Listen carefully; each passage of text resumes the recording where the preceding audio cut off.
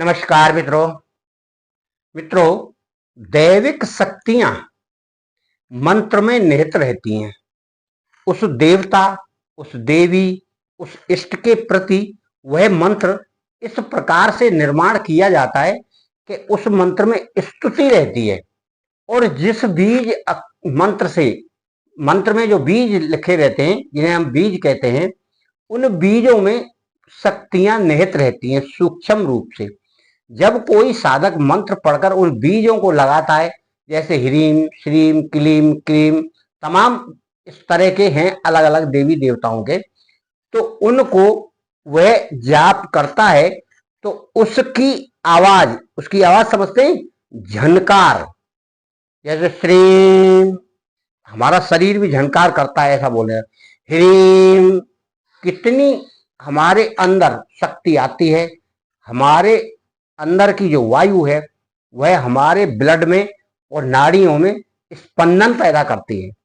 तो इसी प्रकार वह शक्ति, वह ध्वनि मंत्र की, बीज मंत्रों वाली, हम जब बोलते हैं तो हमारा झनकार तो करती है, हमें तो करती है वो प्रेरित, परंतु जिस देवी देवता इष्ट के पास वह मंत्र हम भेजते हैं, उनका ध्यान करते हुए, उन्हें भी वो विचलित करती है, उनके अंदर भी एक झनकार पैदा करती है, एक कंपन पैदा करती है। तब वह देवी देवता इष्ट हमारे प्रति ध्यान करता है कि कौन मुझे याद कर रहा है, तब वह आपके पास आने के लिए आतुर होता है, आकर्षण है एक तरीके से। और फिर हम वही मंत्र बार बार पुनरावृत्ति करते हैं। जैसे बच्चा रोता है एक दो बार तो कोई नहीं सुनता, और लगातार रोता रोता रोता चला जाए और जोर जोर से रोए तो उसका माँ बाप पिता भाई जो सुनता है उसके पास फौरन आएगा और पूछेगा, क्या बात है भाई, क्यों इतना रो रहे तुम, तुम्हें क्या चाहिए, इस प्रकार का प्रश्न करता है।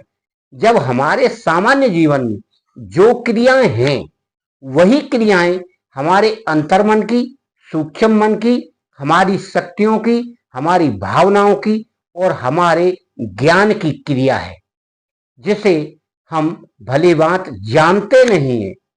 कोई बताता है तब भी नहीं जानते, बताने वाला बता रहा है, करने वाले को करना चाहिए, और करेगा तो उसका उसे लाभ प्राप्त होगा।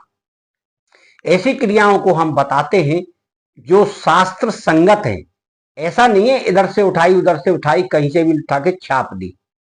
आप केवल ध्यान लगाकर उस देवी देवता का मंत्र जाप करें, जिस उद्देश्य के लिए वह मंत्र बनाया है, उसी उद्देश्य के लिए वह देवी देवता आपके सम्मुख आएगा या संकेत देगा और आपका कार्य करेगा, आपकी मनोकामनाओं को किसी भी प्रकार से पूरा करेगा। आज हम कालिका जी का मंत्र बता रहे हैं।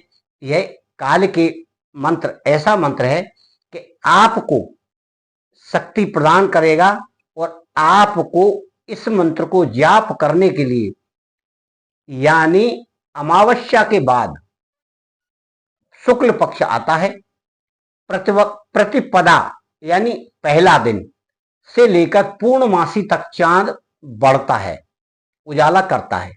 पूर्णमासी के बाद चांद फिर पीछे होता जाता है। तो इन 15 दिनों में आपको इस मंत्र का 9 लाख बार जाप करना है शुक्ल पक्ष में। अंत में वह देवी प्रकट होगी। 9 लाख मंत्र बहुत होता है, मंत्र ज्यादा बड़ा नहीं है, छोटा ही है, पर उसको 15 दिन में डिवाइड कर ले कि मुझे कितनी माला रोज जाप करना है, और वह व्यक्ति इसे करेगा तो अंत के दिन में देवी प्रकट होगी, वह शक्ति प्रकट होगी और एक रसायन देगी। उस रसायन को सेवन करने से साधक युवा अवस्था को प्राप्त होता है, यानी उसकी एज कम हो जाती है, और एक तरह से अमृत जैसा रसायन होता है, और मृत्यु का कोई भय नहीं रहता उसे, यानी इतनी जल्दी उसकी मृत्यु नहीं होती है, और हमेशा युवा आपको नजर आएगा, उसकी उम्र बढ़ेगी ही नहीं। इस प्रकार का रसायन देती है वह देवी सब कुछ प्रदान करके आपको आशीर्वाद देती है। इस रसायन को प्राप्त करने के लिए योगी प्रयत्न करके उसे प्राप्त कर लेते हैं तो उनकी आयु का पता नहीं लगता। उसका मंत्र यह है, इसका मंत्र इस तरह पढ़ें, ओम चंडके हसय क्रीम क्रीम क्रीम क्लीम स्वाहा। इस प्रकार से आप मंत्र पढ़कर जाप करें और फिर अपनी क्रिया को संपूर्ण करके कुछ हवन कर सकते हैं। आप इसे याद कर लें, करना चाहें तो आप करें, अपने गुरु का आशीर्वाद प्राप्त कर लें, उनकी आज्ञा प्राप्त कर लें, क्योंकि गुरु मंत्र पहले आपको जाप करना है, उनकी सहमति भी प्राप्त कर लें, पूरी साधना उनको बताकर करें कि यह साधना मैं कर रहा हूं। मित्रों, यह भी साधना रात्रि की है, जब चांद निकलेगा तब से शुरू करना है आपको। जैसे जैसे चांद दिखाई देगा, 2-3 दिन तो दिखाई नहीं देता, कम दिखाई देता है, फिर आपको पूर्णमासी तक पूर्ण जाप कर लेना है, परंतु आपको जाप बराबर डिवाइड में करके कर लीजिए तो आपकी सभी मनोकामनाओं को पूर्ण करने में वह काली जी सक्षम है। उस काली जी का रूप आपको सर्वथा निरोगी और सुंदर बनाकर रखेगा और उम्र का अंदाजा नहीं लगने देगा। जब आप स्वस्थ रहेंगे, सुडौल रहेंगे, सुंदर रहेंगे तो फिर अमृत का कार्य समझिए उसे, और आपको भरपूर स्फूर्ति देगा और जीवन में भय नाम की कोई चीज नहीं रहेगी। आप इसे करें।